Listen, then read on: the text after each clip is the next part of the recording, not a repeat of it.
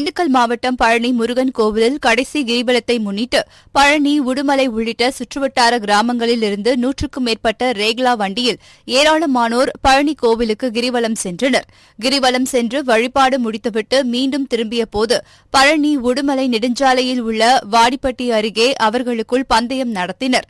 திடீரென நடத்தப்பட்ட ரேக்லா பந்தயத்தால் சாலையில் சென்ற வாகன ஓட்டிகள் பெரும் அவதிக்கு உள்ளாகினர். இதுகுறித்து தகவல் அறிந்து சம்பவ இடத்திற்கு வந்த கால்நடை பராமரிப்பு உதவி இயக்குநர் முருகன், வட்டாட்சியர் சக்திவேலன், காவல்துறை ஆய்வாளர் மணிமாறன் ஆகியோர் தலைமையிலான அதிகாரிகள் மாட்டு வண்டி உரிமையாளர்களை தடுத்து எச்சரித்தனர். மேலும் சில மாட்டு வண்டிகளை கைப்பற்றி விசாரணை நடத்தி வருகின்றனர். தூத்துக்குடி வஉசி மார்க்கெட்டில் பிளாஸ்டிக் பொருட்கள் விற்பனை கடை வைத்திருப்பவர் திசையக்கரை ராஜா. இவர் கடை அருகே உள்ள கார்த்திக் ராஜா என்பவர் கடைக்கு திணை வாங்குவதற்காக 6 பேர் கொண்ட கும்பல் வந்துள்ளது. அப்போது அந்த கடையில் உரிமையாளர் இல்லாத நிலையில் அந்த கும்பல் கடை உள்ளே சென்று திணையை எடுத்துள்ளது. இதை பார்த்த திசைக்கரை ராஜா அந்த கும்பலிடம் உரிமையாளர் இல்லாததால் பொருட்களை எடுக்க வேண்டாம் என்று கூறியதால் அந்த கும்பலுக்கும் திசையக்கரை ராஜாவிற்கும் இடையே வாக்குவாதம் ஏற்பட்டது. இதில் ஆத்திரமடைந்த அந்த கும்பல் அரிவாளால் வியாபாரி திசையக்கரை ராஜாவை வெட்டியுள்ளது. இதனை கண்ட அங்கிருந்த வியாபாரிகள் 5 பேர் தப்பியோடிய நிலையில் ஒரு நபரை பிடித்து காவல்துறையிடம் ஒப்படைத்துள்ளனர். இந்நிலையில் தகராறில் ஈடுபட்ட கும்பல் வியாபாரியை அரிவாளால் வெட்டும் சிசிடிவி காட்சி வெளியாகி பரபரப்பை ஏற்படுத்தியுள்ளது. திருச்சி மாவட்டம் புத்தூர் பகுதியைச் சேர்ந்த செந்தில் என்பவர் நாகராஜனிடமிருந்து 3 நம்பர் லாட்டரி சீட்டு வாங்கியதாகவும் அதில் 1.5 லட்சம் ரூபாய் பரிசு விழுந்ததாகவும், ஆனால் நாகராஜன் பரிசுத் தொகையை தராமல் ஏமாற்றிவிட்டதாகவும் GH காவல் நிலையத்தில் புகார் அளித்தார். அதன் பேரில் போலீசார் நாகராஜன் மீது வழக்கு பதிவு செய்து அவரிடமிருந்து 25,000 ரூபாயை கைப்பற்றியதுடன் அவரை கைது செய்து நீதிமன்றத்தில் ஆஜர்படுத்தி திருச்சி மத்திய சிறையில் அடைத்தனர்.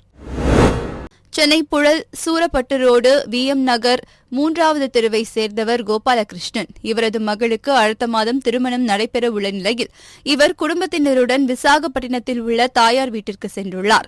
பின்னர் திரும்பி வந்து பார்க்கையில் வீட்டின் கதவு உடைக்கப்பட்டு இருப்பதைக் கண்டு அதிர்ச்சியடைந்த அவர்கள் உள்ளே சென்று பார்த்தபோது பீரோவில் இருந்த 70 சவரன் தங்க நகையும் 1.5 கிலோ வெள்ளிப் பொருட்களும் 50,000 ரூபாய் பணத்தையும் மர்ம நபர்கள் கொள்ளையடித்து சென்றது தெரியவந்தது. பின்னர் இதுகுறித்து அவர்கள் அளித்த புகாரின் பேரில் சம்பவ இடத்திற்கு சென்ற போலீசார் கைரேகை நிபுணர்களை வரவழைத்து தடயங்களை சேகரித்து விசாரணை மேற்கொண்டு வருகின்றனர். ஈரோடு குமரன்குட்டையில் உள்ள செல்வம் நகர் பகுதியைச் சேர்ந்தவர் மகேஷ்குமார். IT ஊழியரான இவரது வீட்டில் 38 சவரன் நகையை மர்ம நபர்கள் கொள்ளையடித்து சென்றுள்ளனர்.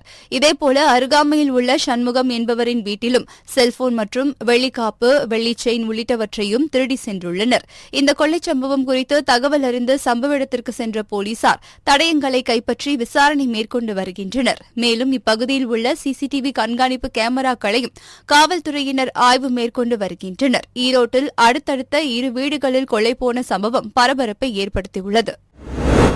திருச்சி மாவட்டம் மண்ணச்சநல்லூர் சுற்றுவட்டார பகுதிகளில் 1 மணி நேரத்திற்கு மேலாக கனமழை பெய்தது. இதனால் மண்ணச்சநல்லூர் காந்தி சிலை அருகே உள்ள தெருக்களில் 40க்கும் மேற்பட்ட வீடுகளில் மழை நீர் புகுந்து வீட்டில் உள்ள பொருட்கள் அனைத்தும் நாசமாகின. மேலும் வீட்டிற்குள் தேள், பாம்பு உள்ளிட்ட விஷ ஜந்துக்கள் புகுந்ததால் அச்சமடைந்த வீட்டின் உரிமையாளர்கள் வீட்டை விட்டு வெளியேறினர். மேலும் மண்ணச்சநல்லூர் பேரூராட்சி பகுதியில் பழைய பாதாள சாக்கடை கால்வாயை உடைத்தெறிந்து புதிய சாக்கடை கால்வாய் கட்டியதே இதற்கு காரணம் என்று குடியிருப்பு வாசிகள் குற்றம் சாட்டினர். திண்டுக்கல் மாவட்டம் கொடைக்கானலில் 61வது மலர் கண்காட்சியுடன் கோடை விழா கடந்த சில தினங்களுக்கு முன்பு துவங்கியது. இதனைத் தொடர்ந்து மலர் கண்காட்சியுடன் பல்வேறு கலை நிகழ்ச்சிகளும் விளையாட்டுப் போட்டிகளும் நடைபெற்று வந்தது. இதனிடையே கொடைக்கானலில் அவ்வப்போது மிதமான மழை முதல் கனமழை பெய்து வருகிறது. இந்த சூழலில் இன்று நடைபெற இருந்த கோடை விழாவில் முக்கிய அங்கமாக இருக்கும் படகு போட்டி ரத்து செய்யப்பட்டுள்ளது. முன்னெச்சரிக்கை நடவடிக்கையாக இந்த படகு போட்டி ரத்து செய்யப்பட்டுள்ளதாகவும் இந்த போட்டி வரும் 25ஆம் தேதி நடைபெறும் எனவும் சுற்றுலாத்துறை சார்பில் தெரிவிக்கப்பட்டுள்ளது. மேலும் மற்ற கலை நிகழ்ச்சிகள் அனைத்தும் பிரைன் பூங்காவில் நடைபெறும் எனவும் தெரிவிக்கப்பட்டுள்ளது. விழுப்புரம் உழவர் சந்தை அருகே தள்ளுவண்டியில் பழம் வியாபாரம் செய்து வருபவர் சரவணன். அவரிடம் வட மாநிலத்தவர் ஒருவர் மது போதையில் பழம் வாங்கிவிட்டு தகராறு செய்துள்ளார். மேலும் அவரை கத்தரிக்கோலால் குத்தியுள்ளார். இதனை தட்டி கேட்ட மருதூரை சேர்ந்த காமராஜ் என்பவரையும் கத்தரிக்கோலால் குத்தியுள்ளார். இதில் காயம்பட்ட இருவரும் மருத்துவமனையில் அனுமதிக்கப்பட்டுள்ளனர். இதனைத் தொடர்ந்து அங்கிருந்த பொதுமக்கள் வடமாநிலத்தவரை பிடித்து தர்ம அடி கொடுத்தனர்.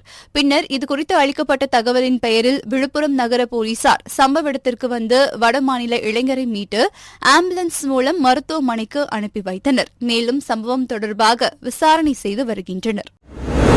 மயிலாடுதுறை மாவட்டம் தரங்கம்பாடி தாலுகா ஆக்கூர் தாகூர் வீதியைச் சேர்ந்த மூதாட்டி ஜலகாம்பாள். இவர் பொறையாறில் உள்ள தன் மகள் வீட்டிற்கு சென்றுவிட்டு மீண்டும் ஆக்கூர் செல்வதற்காக பொறையாறு பேருந்து நிலையத்திற்கு சென்று கொண்டிருந்தார். அப்போது மயிலாடுதுறையிலிருந்து பொறையாறு பேருந்து நிலையத்திற்குள் வந்த அரசு பேருந்து எதிர்பாராத விதமாக மூதாட்டியின் மீது மோதியதில் பேருந்தின் பின் சக்கரத்தில் சிக்கி மூதாட்டி பரிதாபமாக உயிரிழந்தார். இதனை அடுத்து தகவல் அறிந்து நிகழ்விடத்திற்கு வந்த பொறையாறு போலீசார் மூதாட்டியின் உடலை கைப்பற்றி பிரேத பரிசோதனைக்காக மயிலாடுதுறை அரசு மருத்துவமனைக்கு அனுப்பி வைத்தனர். மேலும் இச்சம்பவம் குறித்து போலீசார் விசாரணை மேற்கொண்டு வருகின்றனர். திண்டுக்கல் மாவட்டம் கன்னிவாடி அடுத்த கோனூரில் வெங்கடேச பெருமாள் கோவில் திருவிழாவை முன்னிட்டு எருதுவிடும் நிகழ்ச்சி நடைபெற்றது. இந்த எருதுவிடும் நிகழ்ச்சியில் ஒட்டன்சத்திரம், அயலூர் உள்ளிட்ட பகுதிகளில் இருந்து 100க்கும் மேற்பட்ட எருதுகள் கலந்து கொண்டன. இதனைத் தொடர்ந்து பெருமாள் கோவிலில் இருந்து எருதுகளை பூஜை செய்து அவர்களின் பாரம்பரிய ஆட்டமான தேவராட்டத்துடன் ஊர்வலமாக அழைத்து சென்று எருதுவிடும் போட்டி நடைபெற்றது. இதில் வெற்றி பெற்ற எருதுகளுக்கு எலுமிச்சை மாலை, துண்டு ஆகியவை பரிசாக வழங்கப்பட்டது. வேலூர் மாவட்டம் குடியாத்தம் அருகே உள்ள எழில் நகர் பகுதியைச் சேர்ந்த கூலி தொழிலாளியான சசிகுமார் மனைவி சத்யா.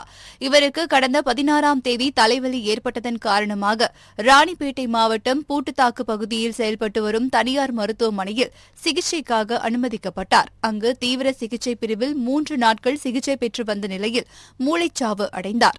இதனை அடுத்து உயிரிழந்த சத்யாவின் உடல் உறுப்புகளை தானம் செய்ய அவரது உறவினர்கள் முன்வந்தனர்.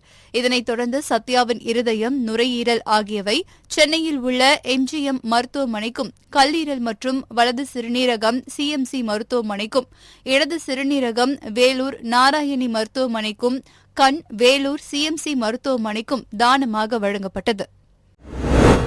மயிலாடுதுறை மாவட்டம் பெரம்பூர் காவல் எல்லைக்குட்பட்ட பகுதியில் சாராயம் கடத்தப்படுவதாக கிடைத்த தகவலின் பேரில் பெரம்பூர் காவல் நிலைய போலீசார் வழுவூர் பகுதியில் உள்ள ரயில்வே கேட் அருகில் வாகன சோதனையில் ஈடுபட்டிருந்தனர்.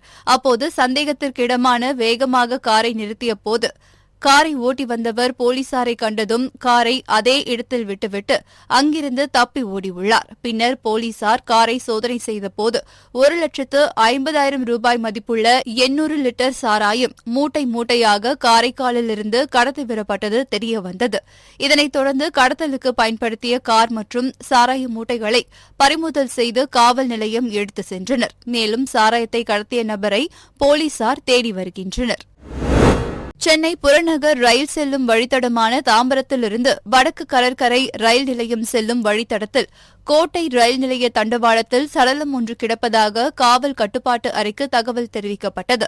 அதன் பேரில் சம்பவ இடத்திற்கு சென்ற எழும்பூர் ரயில்வே இருப்புப்பாதை போலீசார் தலை துண்டிக்கப்பட்ட நிலையில் தலை ஒரு புறமும் உடல் மறுபுறமும் இருந்த நிலையில் இரண்டையும் ஒன்றாக கட்டி பிரேத பரிசோதனைக்கு அனுப்பி வைத்துள்ளனர். மேலும் இதுகுறித்து வழக்கு பதிவு செய்து அந்த நபர் ரயிலிலிருந்து தவறி விழுந்து உயிரிழந்தாரா அல்லது தற்கொலை செய்து கொண்டாரா என்ற கோணத்தில் விசாரணை மேற்கொண்டு வருகின்றனர். திருப்பத்தூர் அரசு மருத்துவமனையில் 56 கோடி ரூபாய் மதிப்பீட்டில் கூடுதலாக 7 அடுக்குமாடி கட்டடம் கட்டப்பட்டு வருகிறது. இதில் 100க்கும் மேற்பட்ட வட மாநில இளைஞர்கள் பணியில் ஈடுபட்டு வருகின்றனர். இந்நிலையில் மேற்கு வங்கத்தைச் சேர்ந்த அபுதாஹிர் என்ற இளைஞர் எவ்வித பாதுகாப்பு உபகரணங்களும் இன்றி 6வது அடுக்குமாடி கட்டடத்திற்கு பூச்சி வேலை செய்ததாக கூறப்படுகிறது. அப்போது நிலை தடுமாறி கீழே விழுந்ததில் தலையில் பலத்த காயம் ஏற்பட்டு சம்பவ இடத்திலேயே உயிரிழந்தார். இதனை அறிந்த மருத்துவ மற்றும் ஊரக நலப் பணிகள் இணை இயக்குநர் கண்ணகி சம்பவ இடத்திற்கு சென்று வடமாநில இளைஞர் உயிரிழந்த சம்பவம் குறித்து விசாரணை மேற்கொண்டு வருகிறார். மேலும் கட்டிடப் பணியில் ஈடுபட்டு வரும் வடமாநில இளைஞர்களுக்குண்டான பாதுகாப்பு உபகரணங்களையும் கொடுக்க வேண்டும் என கூறி சென்றார். தூத்துக்குடி பாண்டுரங்கன் தெருவில் அமைந்துள்ள மாநகராட்சி நடுநிலைப் பள்ளியில் நமக்கு நாமே திட்டத்தின் கீழ் 2,45,00,000 ரூபாய் செலவில் 6 வகுப்பறைகள், தலைமை ஆசிரியர் அறை, ஆசிரியர்கள் ஓய்வு அறை என பல்வேறு வசதிகளுடன் கட்டுமான பணிகள் நடைபெற்று வருகிறது. இந்த கட்டடத்தின் கட்டுமான பணிகளை மாநகராட்சி மேயர் ஜெகன் பெரியசாமி நேரில் சென்று ஆய்வு மேற்கொண்டார். மேலும் விளையாட்டு மைதானம் உள்ளிட்டவற்றை உருவாக்கவும் மாநகராட்சி அதிகாரிகளுக்கு அறிவுரை கூறினார். திண்டுக்கல் நகரில் பிச்சை முகதின் பகுதியில் சுமார் 75 ஆண்டுகள் பழமையான 2 மாடி குடியிருப்பு உள்ளது. இந்த குடியிருப்பின் தரைதளத்தில் ஒரு குடும்பமும் முதல் தளத்தில் மற்றொரு குடும்பமும் வாடகைக்கு குடியிருந்து வருகின்றனர். இந்நிலையில் திண்டுக்கல்லில் கடந்த சில தினங்களாக பெய்து வரும் மழையின் காரணமாக பழமையான கட்டிடத்தின் முன்பகுதி மழைநீரில் ஊறி சேதமடைந்து காணப்பட்ட நிலையில் திடீரென இடிந்து விழுந்துள்ளது. இந்த விபத்தின் போது யாரும் அருகில் இல்லாததால் பெரும் அசம்பாவிதம் தவிர்க்கப்பட்டது. இதனை அடுத்து திண்டுக்கல் தீயணைப்புத் துறையினர் உடனடியாக சம்பவ இடத்திற்கு சென்று முன்னெச்சரிக்கை நடவடிக்கைகளை மேற்கொண்டனர். நகர் பகுதியில் மழையின் காரணமாக குடியிருப்பு இடிந்து விழுந்த சம்பவம் அப்பகுதியில் பரபரப்பை ஏற்படுத்தியுள்ளது. அரியலூர் மாவட்ட ஆட்சியர் அலுவலக கூட்டரங்கில் மாவட்ட சுகாதாரத்துறை சார்பில் காய்ச்சல் பாதிப்பு வராமல் தடுப்பதற்காக அனைத்து துறைகளுக்கு இடையேயான ஒருங்கிணைப்பு குழு கூட்டம் மாவட்ட ஆட்சியர் ஆனிமேரி ஸ்வர்ணா தலைமையில் நடைபெற்றது. இக்கூட்டத்தில் காய்ச்சல் பாதிப்பு வராமல் தடுப்பதற்காக எடுக்கப்பட வேண்டிய முக்கிய தடுப்பு நடவடிக்கைகள் குறித்து விவாதிக்கப்பட்டது. மேலும் அனைத்து குடிநீர் தொட்டிகளை கண்காணித்து குறையிருப்பின் சுகாதார பணியாளர்கள் உள்ளாட்சி அமைப்புகளுக்கு தெரியப்படுத்த வேண்டும். அனைத்து கிராம பஞ்சாயத்துகளிலும் பொது சுகாதாரத்துறையுடன் சேர்ந்து தூய்மை பணி மேற்கொள்ள வேண்டும். காய்ச்சல் தடுப்பு முகாமும் நடத்தப்பட்டு அனைவருக்கும் நிலவேம்பு குடிநீர் வழங்கப்பட வேண்டும் என்று மாவட்ட ஆட்சியர் கேட்டுக் கொண்டார். திருவாரூரில் உள்ள காவல்துறை ஆயுதப்படை மைதானத்தில் தனியார் பள்ளி வாகனங்களை சரிபார்க்கும் பணி நடைபெற்றது. இந்நிலையில் அங்கு சென்ற மாவட்ட ஆட்சியர் சாருஸ்ரீ பள்ளி குழந்தைகளை பாதுகாப்புடன் அழைத்து செல்ல ஆபத்து நேரங்களில் உடனடியாக காப்பாற்ற பள்ளி வாகனங்களில் முதலுதவி பெட்டி, அவசர கால வழி, தீயணைக்கும் கருவி உள்ளிட்ட அனைத்து பராமரிப்பும் சரியாக உள்ளனவா என்று ஆய்வு மேற்கொண்டார். மேலும் தனியார் பள்ளி வாகனங்களில் அரசு வழிகாட்டு நெறிமுறைகளின்படி சாலை பாதுகாப்பு விதிமுறை ஓட்டுநர்கள் கடைபிடிக்க வேண்டும் எனவும் ஆட்சியர் சாருஸ்ரீ விழிப்புணர்வு ஏற்படுத்தினார். திருவாரூர் மாவட்டத்தில் 70 தனியார் பள்ளிகள் இருக்கு. 70 பள்ளிகளுக்கு மொத்தம் 313 தனியார் பள்ளி வாகனங்கள், இப்போ வரைக்கும் 240 பள்ளி வாகனங்கள் இங்கே சோதனைக்கு வந்திருக்கு. அடுத்த 2 நாட்கள் இந்த பணிகள் தொடர்ந்து நடைபெறும். இதில் நம்மளுடைய 2012 ஜிஓ படி இருக்கிற எல்லா ஃபீச்சர்ஸும் இந்த வாகனங்களில் இருக்கா, ஓட்டுநர்கள் அதற்கு தகுதியுடைய ஓட்டுநர்களாக இருக்காங்களா அப்படிங்கிற ஆய்வு பணி மேற்கொள்ளப்படும். இதில் குறைபாடு உள்ள வாகனங்களுக்கு தற்காலிகமாக அவங்களுடைய எஃப்சி ரத்து செய்யப்படும். அந்த குறைபாடுகளை அவர்கள் நிவர்த்தி செய்த பிறகு அவங்களுடைய எஃப்சி திருப்பி ரினியூவல் பண்ணி கொடுக்கப்படும். இந்த ப்ராசஸ் முழுக்கவும் நம்மளுடைய ஸ்கூல்கள் ஆரம்பிக்கிறதுக்கு முன்னாடி பண்ணி முடிக்கிறதுக்கான வேலைகள் நடக்கும். தனியார் பேருந்துகளில் வேலைகள் கட்டுப்பாடு கருவிகள் இருக்கு. பட் நம்மளுடைய ரூல்ஸை மதிக்காம போறதுனால தான் இந்த பிரச்சனைகள் ஏற்படுது. ஸோ அதையும் நம்மளுடைய ஆர்டிஓ மோட்டார் வெஹிக்கிள் இன்ஸ்பெக்டர்ஸ் மூலமா எல்லா இடத்துலையும் கொஞ்சம் செக்கிங் இன்டென்சிஃபை பண்ணி எந்த பேருந்துகள் ஓவர் ஸ்பீட் பண்றாங்களோ அந்த பேருந்துகள் நிறுவனங்கள் மேல நடவடிக்கை எடுக்கிறதுக்காக நம்ம எல்லாமே ஆர்டிஓ மூலமாகவும் போலீஸ் டிராஃபிக் விங் மூலமாகவும் கொஞ்சம் இன்டென்சிஃபைடா நம்ம செக்கிங் பண்றோம். ஸோ ஸ்கூல் ஆரம்பித்த உடனே ஃபஸ்ட்டு 10 நாள்லேயே எந்தெந்த ஸ்கூலில் இந்த மாதிரி இப்போ தனியார் வாகனங்கள் மூலமாக போகிறாங்கங்கிறது நம்மளுக்கு தெரிஞ்சிடும். அதையும் நம்ம கொஞ்சம் வாட்ச் பண்ணிவிட்டு அவங்க மேலே ஆக்ஷன் எடுக்கிறதுக்கான நடவடிக்கைகள் எடுக்கணும். ஏதாவது குறைபாடுகள் இருந்து பிரேக்கோ இல்லை வண்டியில் ஏதாவது ஒரு சின்ன பழுது அப்படின்னா அது உடனுக்குடன் சரி பண்ணணும்.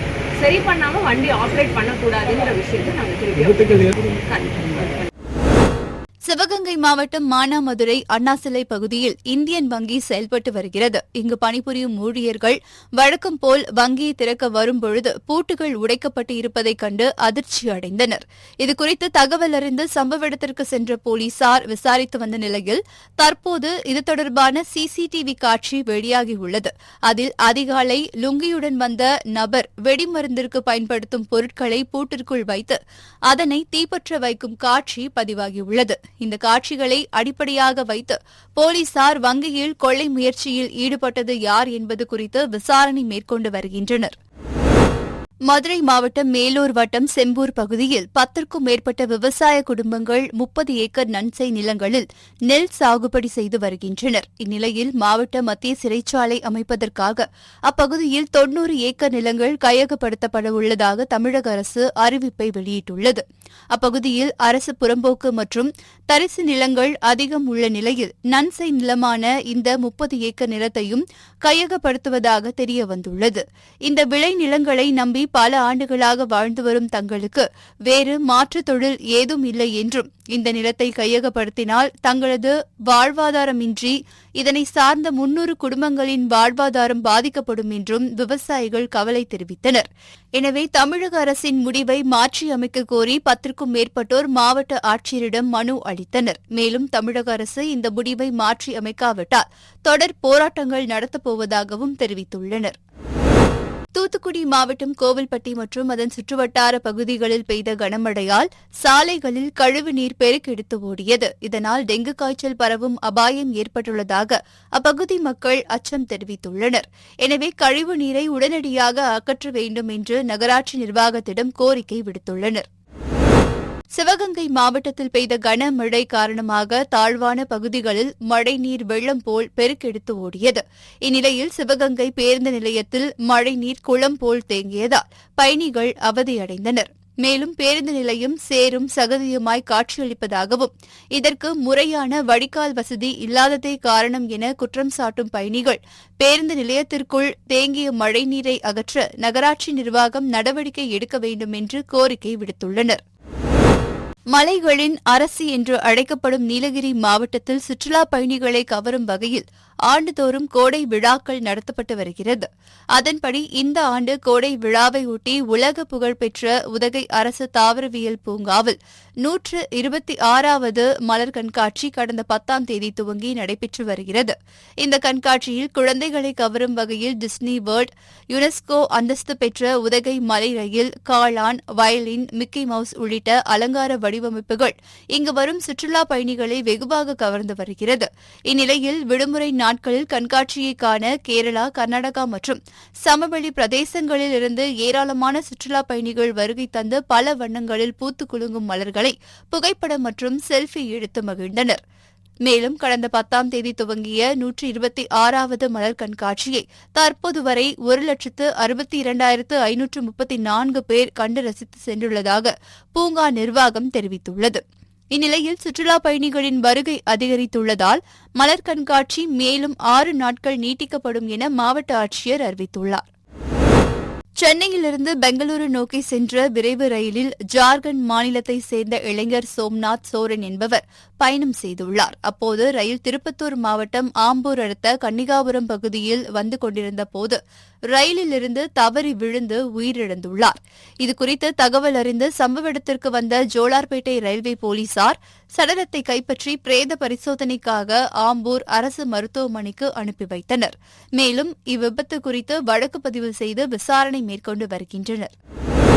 திருவண்ணாமலை மாவட்டம் செங்கம் அடுத்த பரமநேந்தல் ஊராட்சி காமராஜர் பகுதியில் கடந்த மாதம் கழிவுநீர் கால்வாய் ஆக்கிரமிப்பை அகற்றக் கோரி 100க்கும் மேற்பட்ட கிராம மக்கள் சாலை மறியலில் ஈடுபட்டனர். அப்போது காவல்துறையினர் சாலை மறியலில் ஈடுபட்டவர்களிடம் பேச்சுவார்த்தை நடத்தி உரிய நடவடிக்கை எடுப்பதாக கூறியதை அடுத்து கிராம மக்கள் கலைந்து சென்றனர்.